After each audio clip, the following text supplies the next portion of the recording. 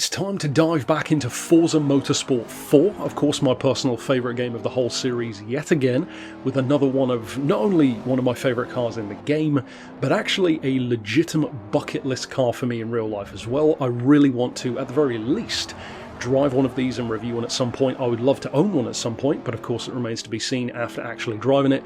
It's the 2009 shape Cadillac CTS-V. Now the 2004 is already, I think, a pretty underrated car. I personally really like the CTSVs of pretty much every generation, but especially the 2004 and the 2009. But this thing really upped the ante when it came to that previous car. The previous one was good. It stacked up very well against AMGs and M cars with 400 horsepower at the time.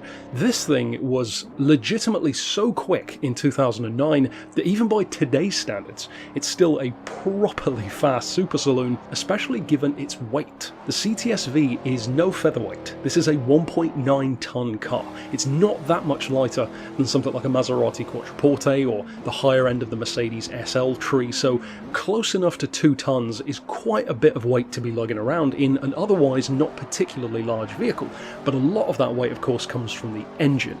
You can think of it as being a Corvette ZR1 Lite strapped in a 4-door luxury body, and that's a pretty fantastic combination. 6.2 litre V8, 556 horsepower from the factory, and, probably more impressively really, 551 foot-pounds of torque. That's as much torque as a Touareg V10, in a vehicle that weighs almost a ton less than the aforementioned Touareg and has the horsepower of a Bentley Continental GT. This thing just combines crazy numbers across the board, and as I said, even now, this is still extremely rapid. 3.9 seconds to 60 in 2009, and being American, they didn't bother with the speed limiter, so this thing could do 191 miles an hour. It was borderline a 4-door Nissan GTR in terms of those specs, and the fact that it could do that with rear-wheel drive only, I actually find that even more impressive. In fact, imagine how quick these would have been if it did have all-wheel drive. Now, this car was pretty cheap in the game. It's an A-class car in Forza 4,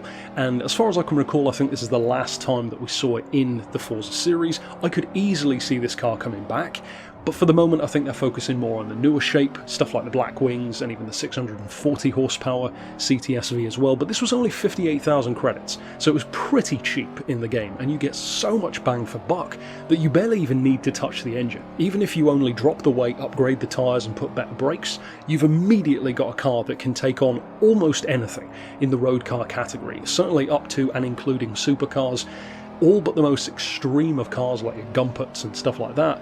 Pretty much anything underneath, this thing can really bring the heat to them. And in fact, here at Infineon, I was getting similar lap times to the Panos Aspirante. And even though that's a significantly less powerful car, 420 horsepower, that is a lot lighter, and it is a pure 2-seater sports car. So to compare that to this, on a circuit with some pretty tight corners, which are not favourable to a 2-ton super saloon, and let's be honest, Infineon is not the best track to use 550 horsepower because you just cannot get the best advantage out of a straight line monster like this. To me, this and the Lexus LFA were by far my 2 favourite super saloons at the time, and all of the attention went to stuff like the Mercedes C63, the BMW M3 4-door version in particular, of course your Audi RS4, which by that point was more of a wagon. Those German options were so obvious, but to me the Lexus and the Cadillac were so much more interesting, more like pure muscle cars as opposed to the Euro stuff, and yeah, I love these cars. As I said, I would love to drive one in real life. As far as how it compares in the game to other stuff, well, you can definitely feel the weight. At the same time though, it's pretty easy to control the tail. It's got quite a stubby back end, so it's not like it's got a huge amount of overhang to deal with. The wagon version's pretty badass as well, although that one's of course not in the game. And even though most games tend to favour the coupe version, or the coupe as they call it in the States, even Gran Turismo for example had that one instead of this 4-door, I've always preferred the 4-door. I even prefer the wagon over the 2-door, but I guess it makes more sense for the 2-door to be in most racing games. I think it is a shame though that this one's kind of been forgotten in more recent years. It's a super cool car in my opinion. I think they look fantastic. The handling is more than good enough, even stock, to rival at the very least of the super saloons. And if you do tune it up, well, I mean, even back in this game, this thing was a force to be reckoned with.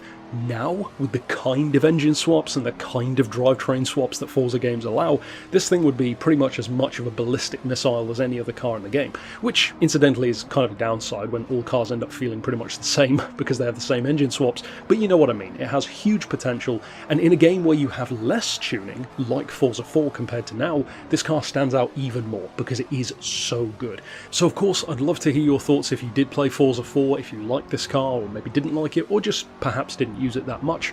And fingers tightly crossed that I hopefully someday get the chance to review one of these on the channel, if not actually own one.